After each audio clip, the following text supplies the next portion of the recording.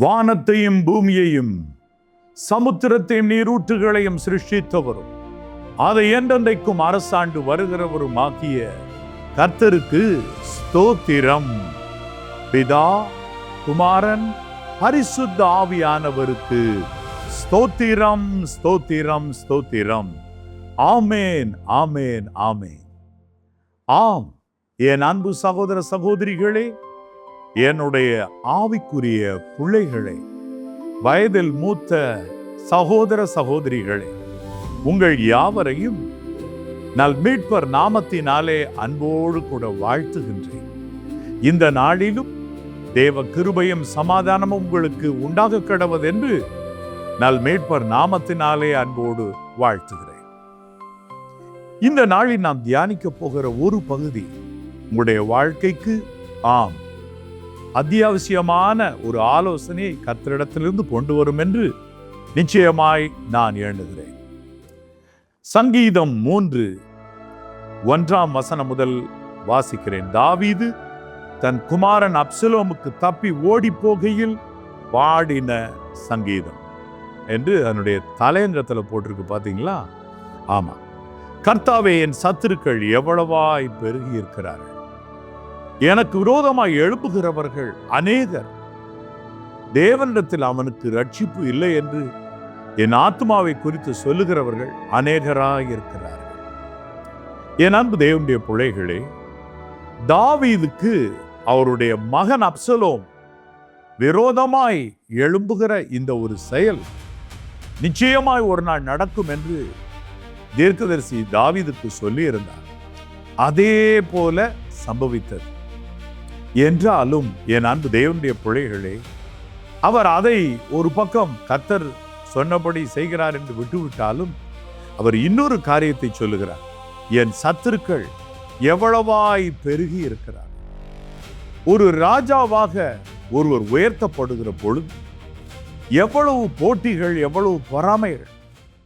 தாவீதின் மேல் பொறாமை கொண்டு சவுல் அவரை வேட்டையாட எண்ணிக்கொண்டே இருந்தார். இன்னொரு பக்கம் என் அன்பு தேவனுடைய பிள்ளைகளே, பலர் பலவிதமாய் பேசுதல். இவருடைய மகன் அப்சலோமுடைய கைக்கு தப்பி ஓடி போகையில் கூட சீமேயி கொடிய தூஷணமாய் தூஷித்தார். மட்டுமல்ல, என் அன்பு தேவனுடைய பிள்ளைகளே, தேவனிடத்தில் அவனுக்கு ரட்சிப்பு இல்லை என்று ஆத்துமாவை குறித்து சொல்லுகிறவர்கள் அநேகராயிருக்கிறார்கள், ஏராளமாயிருக்கிறார்கள். ஒரு சில அசௌரியமான காரியங்கள் நடக்கும் பொழுது ஆண்டவர் அதை தாண்டின பின்பு ஒருவேளை உங்களுக்கு இன்னும் ஒரு பெரிய உயர்வை வைத்திருக்கலாம். ஆனால் மக்களுடைய கண்களுக்கு அது தெரிவதில்லை. ஆகவே அவர்கள் என்ன செய்கிறார்கள்? இவரோடு கடவுள் இல்லை, கடவுள் இவர் பட்சத்தில் இல்லை. ஆம், ஆண்டவராகிய இயேசு இவர் பட்சத்தில் இல்லை என்ற ஒரு தீர்மானத்துக்கு வந்து பலவிதமான பேச்சுக்களை பேசுகிறார்கள். அது உள்ளத்தை உடைக்கிறதா இருக்கிறது. ஆகவே சங்கீதக்காரன் என்ன சொல்கிறார் பாருங்கள். சங்கீதம் 3:3. ஆனாலும் கர்த்தாவே, நீர் என் கேடகமும் என் மகிமையும் என் தலையை உயர்த்துகிறவருமாயிருக்கிறேன். தாழ்ந்து போகிற ஒரு நிலை வரும் பொழுதும் தாவீதுக்குள் விசுவாச ஊற்று இருந்து கொண்டே இருக்கிறது. அந்த விசுவாசம் அவருக்கு என்ன கற்பிக்கிறது? இல்லை, என் தலையை கர்த்தர் திரும்ப உயர்த்துவார். சங்கீதம் 71:20-21 இவ்வாறு சொல்லுகிறது. அநேக இக்கட்டுகளையும் ஆபத்துகளையும் காணும்படி செய்த என்னை நீர் திரும்பவும் உயிர்ப்பித்து திரும்பவும் என்னை பூமியின் பாதாளங்களிலிருந்து ஏற பண்ணுவீர்.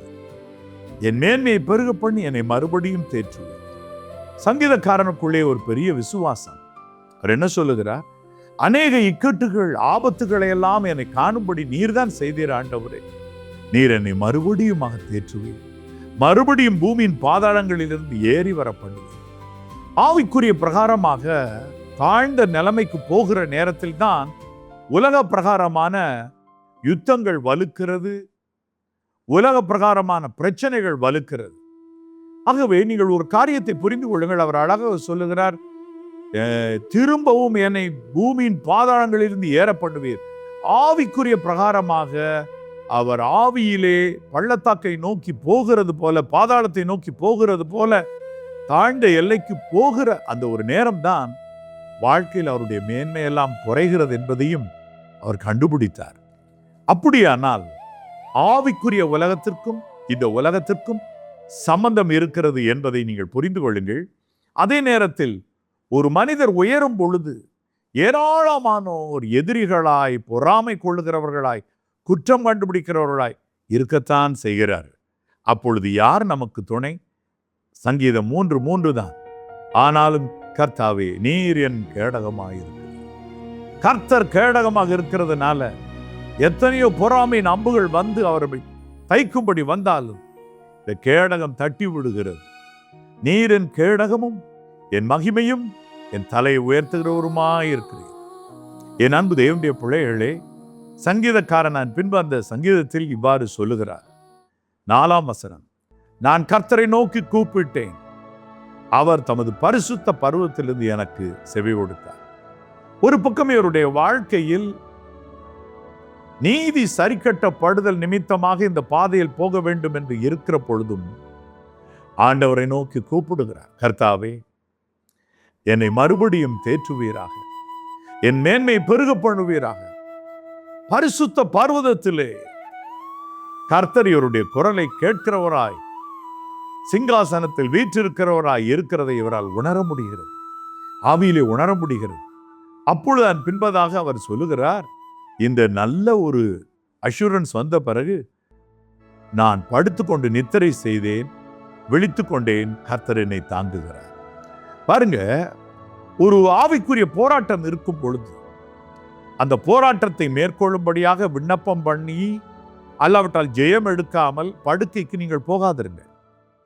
நீங்கள் அந்த யுத்தத்தை முடித்த பிறகு படுத்து கொண்டால் உங்கள் நித்திரை இன்பமாய் இருக்கும். நீங்கள் விழித்துக் கொள்ளும் பொழுது கர்த்தர் தொடர்ந்து உங்களை தாங்கி நடத்தி கொண்டே இருக்கிறதை உணர முடியும். என் அன்பு சகோதர சகோதரிகளே, உணர முடியும். அப்படின்னு சொன்னா ஒவ்வொரு நாளும் அந்தந்த நாளுக்குரிய ஆவிக்குரிய யுத்தத்தை முடித்து அடுத்த எல்லைக்குள்ளேயே நீங்கள் கால் வைக்கலாம். ஒவ்வொரு நாளும் உங்களுக்காக தேவனுடைய சமூகத்தில் விண்ணப்பம் பண்ணி பரிசுத்த பர்வதத்தில் கர்த்தரிடத்தில் இருந்து உத்தரவு வரவோ அல்லாவிட்டால் கர்த்தரின் ஜெபத்தை கேட்டு விட்டார் என்றோ நீங்கள் உணரும் மட்டுமாக நீங்கள் படுக்கைக்கு செல்லாதிருக்க. அழகாக சங்கீதக்காரன் சொல்லுகிறார், நான் கர்த்தரை நோக்கி கூப்பிட்டேன், கர்த்தர் தம்முடைய பரிசுத்த பர்வதத்திலிருந்து எனக்கு செவி கொடுத்தார். அதன் பின்பு அவர் சொல்ல, நான் படுத்து நித்திரை செய்தேன், விழித்து கொண்டேன், கர்த்தர் என்னை தாங்குகிறார். அதன் பின்பு படுத்து உறங்கி எழுந்திருத்தால் கர்த்தர் தொடர்ந்து முன்பு போலவே தாங்கி கைகளில் ஏந்தி சுமந்து தப்புவித்து நடக்க ஆரம்பிக்கிறது அவருக்கு தெள்ளந்தெளிவாய் தெரிகிறது. அவர் ஒரு காரியத்தை இந்த இடத்திலே சொல்லுகிறார். 6ஆம் வசனம், எனக்கு விரோதமாய் சுற்றிலும் படையெடுத்து வருகிற 10,000 பேருக்கும் நான் பயப்படேன். சங்கீதம் 27:3 நீங்கள் வாசித்து பாருங்கள். அதில் கூட சங்கீதக்காரன் என்ன சொல்லுகிறார் என்றால், எனக்கு விரோதமாக ஒரு பெரிய யுத்தம் எழும்பினாலும் என் இருதயம் பயப்படாது. கர்த்தர் என்னோடே இருக்கிறார், கர்த்தர் என்னை ரட்சிக்கிறார், கர்த்தர் என்னை காத்துக் கொள்ளுகிறார் என்கிற நம்பிக்கை எனக்கு இருக்கிறது. ஆகவே இதிலே நான் நம்பிக்கையாய் இருப்பேன் என்று சங்கீதக்காரன் சங்கீதம் 27:3 சொல்லுகின்றார். அப்படியானால் என் அன்பு தேவனுடைய பிள்ளைகளே, தன்னுடைய மகன் கைக்கு தப்பி ஓடும் பொழுதும் அவருக்குள்ளே நம்பிக்கை துளிர்க்கிறது. என்ன துளிர்க்கிறது? நீதி சரி கட்டுதல் நிமித்தமாக இந்த விதமாக காரியம் நடந்தாலும் கர்த்தர் என்னை திரும்பவுமாய் நிலை நிறுத்தி விடுவார். அவர் அடுத்து என்ன சொல்கிறார் பாருங்கள். கர்த்தாவே எழுந்தருளும், என் தேவனே என்னை ரட்சியும். சங்கீதம் 3:7, நீர் என் பகைஞர் எல்லாருடைய தாடையில அடித்து துன்மார்க்கருடைய பற்களை தகர்த்து போட்டீர், ரட்சிப்பு கர்த்தருடையது என்று அறிக்கை பண்ணுகிறார். ஆம், நீர் என் சத்துருக்களுடைய தாடையில அடித்தீர், துன்மார்க்கருடைய பற்களை எல்லாம் தகர்த்து போட்டீர். 2 பக்கத்தில் மக்கள் நிற்கிறார்கள். துன்மார்க்கமானவர்கள், இன்னொரு பக்கம் சத்துருவாய் மாறினவர்கள், பொறாமையினாலே சத்துருக்களாய் மாறினவர்கள். கர்த்தர் அவருக்கு எப்படி யுத்தம் பண்றாரா? அவருடைய சத்துருக்களுடைய தாடையில அடிக்கிறாராம். துன்மார்க்குடைய பற்களை உதிர்த்து போடுகிறார். பற்களை நர நர என்று கடித்து, தாவீது மேலே போகிறானே என்று பற்களை கடித்து கொண்டு நிற்கிற துன்மார்க்கர் அவருடைய பற்கள் எல்லாம் தகர்ந்து போகிறது. ரட்சிப்பு கர்த்தருடையது என்று சொல்லி அறிக்கை பண்ணுகிறார். ரட்சிப்பு கர்த்தருடையது என்று யோனா கண்ட பொழுது மீன் சரியான இடத்திலே அவரை கட்டிவிட்டார்.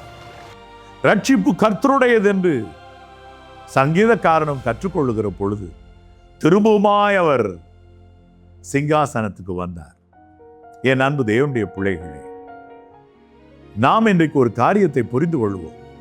எந்த பெரிய பிரச்சனையா இருந்தால் தான் என்ன, அது நின்று கர்த்தர் என்னை ரட்சிப்பார், என்னை மீட்டு விடுவார், ரட்சிப்பு கர்த்தருடையது என்று நீங்கள் அறிக்கை செய்கிற நேரத்திலே உங்களுடைய மகிமையான எல்லைக்கு திரும்பவுமாய் நீங்கள் கடந்து வருவீர்கள். அந்த விசுவாச அறிக்கை செய்யுங்கள். யோனா 2ஆம் அதிகாரம் 9ஆம் வசனத்துல யோனா அறிக்கை பண்ணுகிறார். நான் பண்ணின பொருத்தனைகளை செலுத்துவேன், ரட்சிப்பு கர்த்தருடையது. நான் பிரசங்கம் பண்றதுனால தான் எல்லாம் ரட்சிக்கப்படுறாங்க என்று அல்ல, நான் பிரசங்கம் பண்ணினாலும் ரட்சிப்பு கர்த்தருடையது என்று அவர் அறிக்கை செய்தார். உடனே மீன் கரையிலே அவரை கக்கும்படி கர்த்தர் மீனுக்கு கட்டளையிட்டார்.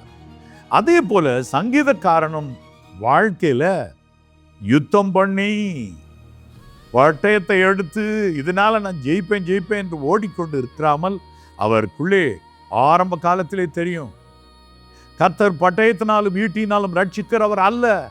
அதே பாடத்தை அவருடைய மகன் கைக்கு தப்பி ஓடும் பொழுதும் விசுவாசித்து அறிக்கை செய்கிறார். ரட்சிப்பு கர்த்தருடையது சொன்ன உடனே பின் நாட்களில் அழகாய் அவர் பட்டணத்திற்கு திரும்பமாய் மீண்டு வருகிறார். திரும்பாய் தனது அரியணையில் அமர்கின்றார். என் அன்பு தேவனுடைய பிள்ளைகளே, உங்களுக்கு விரோதமாக எத்தனை எதிரிகள் இருந்தால் என்ன, எத்தனை மனிதர்கள் இருந்தால் என்ன, அல்லாவிட்டால் உங்களுக்கு விரோதமாக எத்தனையோ பேர் மாந்திரியங்கள் செய்தால்தான் என்ன, மந்திர தந்திர பில்லி சூனிய ஏவல் கிரியைகள் எதுவும் உங்களை பாதிக்காது. பாருங்கள், எப்பொழுது கர்த்தர் உங்களுக்கு கேடகமா இருக்கும் பொழுது, கர்த்தர் உங்களுக்கு அரணும் கோட்டையுமா இருக்கும் பொழுது, நீங்கள் மெய்யான இஸ்ரவேலராய் இருக்கும் பொழுது, நீங்கள் ரகசிய பாவங்களிலும் கர்த்தருக்கு பிரியமில்லாத செயல்பாடுகளிலும் ஈடுபட்டு கொண்டே கர்த்தர் தன்னோடு இருப்பதாக எண்ண வேண்டாம். ஏனென்றால் இஸ்ரவேலர் ஒரு விசை கர்த்தருடைய பெட்டி தங்களிடத்தில் இருக்கிறதுனால் யுத்தத்தில் ஜெயம் எடுத்து விடுவோம் என்று எண்ணிக்கொண்டிருந்தார்கள். ஏலியின் நாட்களிலே கர்த்தருடைய பெட்டி வரும்பொழுது எல்லாரும் ஆரவாரித்தார்கள். ஆனாலும் அவரிடத்தில் குறைபாடு இருந்ததினால் கர்த்தர் அவர்களுக்கு உதவி செய்யவில்லை. பெட்டி பிடிபட்டு போயிற்று. அப்படியானால் கர்த்தருடைய பெட்டி இருந்தால் கர்த்தர் நம்மோடே இருக்கிறார், நமக்கு எப்படியும் ஜெயம் என்று தப்பான நம்பிக்கையாய்த்தானே இருந்தது. தங்களிடத்தில் இருந்த குறை குற்றங்களை விட்டு மனம் திரும்பாவிட்டால் கர்த்தருடைய பெட்டி தங்களிடத்தில் இருந்தாலும் ஜெயம் கிடைக்காது என்பதை அன்றைக்கு இஸ்ரவேலர் கற்றுக்கொண்டார்கள். ஆம், கர்த்தர் நம்முடனே இருக்கிறார், நம்மை நடத்துகிறார். ஆனால் ரகசிய பாவங்கள் வேண்டாம். கர்த்தர் உங்களுக்கு கேடகம் அரணும் கோட்டையுமாய் இருக்கிற அந்த எல்லையிலிருந்து தப்பி ஓடி விடாதிருங்கள். தேவனை விட்டு சோரம் போகாதிருங்கள். உலகத்தின் மயக்கத்தில் திரும்பி விடாதிருங்கள். உலகத்திலும் உலகத்தில் உள்ளவைகளிலும் அன்பு கூறாதிருங்கள். ஒருவன் உலகத்தில் அன்பு கூர்ந்தால் அவனிடத்தில் பிதாவின் அன்பு இல்லை. அப்படிப்பட்டவராய் நீங்கள் மாறும் பொழுது பிதாவினுடைய பிரசன்னம் குறையும் விலகும். தேவ பிரசன்னத்தை விட்டு தள்ளி போகிறவர்களைப் போல இருப்பீர்கள். ஆம், பரிசுத்த ஆவியானவர் உங்களுக்குள் இருந்து தேங்குவார், துக்கப்படுவார். இன்றைக்கு அவர் பாதத்தில் விழுந்து கேளுங்கள், பரிசுத்த ஆவியானவரே, உம்மை துக்கப்படுத்தி இருந்தால் என்னை மன்னியும், ரட்சிப்பு கர்த்தருடையது என்று அறிக்கை செய்யுங்கள். எவ்வளவு எதிரிகள் உங்களுக்கு விரோதமாய் எழும்பினால் ஒன்றே ஒன்றின் பேரில் நிச்சயம் நீங்கள் சேஃபாக இருக்கிறீர்கள். கர்த்தரின் பாதுகாப்பில் இருக்கிறீர்கள். கர்த்தருடைய கைகளில் இருக்கிறீர்கள். தாவீது திரும்பவும் அரியணைக்கு திரும்பினது போல உங்கள் மகிமை திரும்பும். நீங்கள் வளர்ந்தோங்குவீர்கள். ஒரு சிறு ஜெபம் செய்வோமா? என் அன்புள்ள பரிசுத்த பரலோக பிதாவே, இதோ அப்சலோமின் கைக்கு தப்பி ஓடும் பொழுது தாவீது எழுதிய இந்த சங்கீதத்தை இப்பொழுதும் தியானித்தோம். கர்த்தாவே, நீதி சரிக்கட்டப்படுதல் நிமித்தமாக வாழ்க்கையிலே இந்த பிரச்சனை நேரிடுகிறது என்பதை தாவீது அறிந்திருந்தாங்க. கர்த்தர் தனக்கு மனம் இறங்குவார் என்பதையும், கர்த்தர் தனக்கு கேடகமாய் இருப்பார் என்பதையும் விசுவாசித்தார். கர்த்தரை நோக்கி ஜெபித்தார். அப்பொழுது பரிசுத்த பருவத்திலிருந்து, கர்த்தாவே, நீர் அவருடைய விண்ணப்பத்தை கேட்டீர் என்பது அவருக்கு அழகாய் உணர முடிந்தது. ஒவ்வொரு நாளும் தேவனுடைய பிள்ளைகள் அந்தந்த நாள் இருக்கிற ஆவிக்குரிய யுத்தத்தை முடித்து படுக்கைக்கு செல்லட்டும். அப்பொழுது காலையில் விழித்துக் கொள்ளும் பொழுது, கர்த்தர் என்னை தாங்குகிறார், கர்த்தர் என்னை தொடர்ந்து நடத்துகிறார், கைகளில் ஏந்தி சுமந்து தப்புவிக்கிறார் என்று உணர முடியுமே. தாவீதை போல ரட்சிப்பு கர்த்தருடையது என்று தாவீதை போல அறிக்கை செய்யட்டும். யோனாவை போல அறிக்கை செய்யட்டும். கர்த்தாவை, எங்கள் திறமைகளினால், எங்கள் முயற்சிகளினால், எங்கள் பலத்தினால் சாதிப்போம், எங்கள் ஞானத்தினால் சாதிப்போம் என்று அல்ல, ரட்சிப்பு கர்த்தருடையது என்று சொல்ல உம்முடைய பிள்ளைகளுக்கு கற்றுத்தார். நீர் உம்முடைய பிள்ளைகளை ரட்சியும், எல்லா தீமை நின்று ரட்சியும், அவர்களை எந்நாளும் காத்துக்கொள்ளும். பரலோகத்தில் வந்து உம்முடைய முகத்தை தரிசிக்க மட்டுமா அவர்களை கண்ணின் கருவழி போல் காத்துக்கொள்வீராக. நான் மீட்பர் நாமத்தினால் நன்றி சொல்லி மனத்தாழ்மையோடு இந்த ஜெபத்தை ஏறெடுக்கிறேன் பிதாவே. ஆமேன், ஆமேன், ஆமேன். அன்பு சகோதர சகோதரிகளே, உங்களுக்கு ஏராளமான சத்துருக்கள் இருக்கிறார்கள், துன்மார்க்கர் உங்களுக்கு விரோதமாய் பெருகி இருக்கிறார்கள் என்று வேதனையோடு இருக்கிறீர்களா? தாவீதுக்கு அன்றைக்கு உதவின அதே கர்த்தர் இன்றைக்கு உங்களுக்கும் உதவுவார், உங்கள் எல்லையை ஆசீர்வதிப்பார். நீங்கள் கர்த்தருக்குள் வேரூன்றி நில்லுங்கள். கர்த்தருக்குள் நீங்கள் எடுக்கிற பிரயாசங்களில் பெருகுங்கள். கர்த்தருடைய சித்தத்தை செய்கிறவனோ என்னென்னைக்கும் நிலைத்திருப்பான். ஆகவே உங்கள் வழிகளை மாற்றி அமைத்து கர்த்தருடைய சித்தத்தின்படி நான் நடக்கிறேனா என்று பார்த்து நீங்கள் ஓடும் பொழுது அசைக்கப்படாதிருப்பேன். நீதிமான் என்றும் அசைக்கப்படுவதில்லை என்று நீதிமொழிகள் 10:30 வாசிக்கிறோமே. அப்படியே கர்த்தர் உங்களை காப்பார். God bless you. God bless you.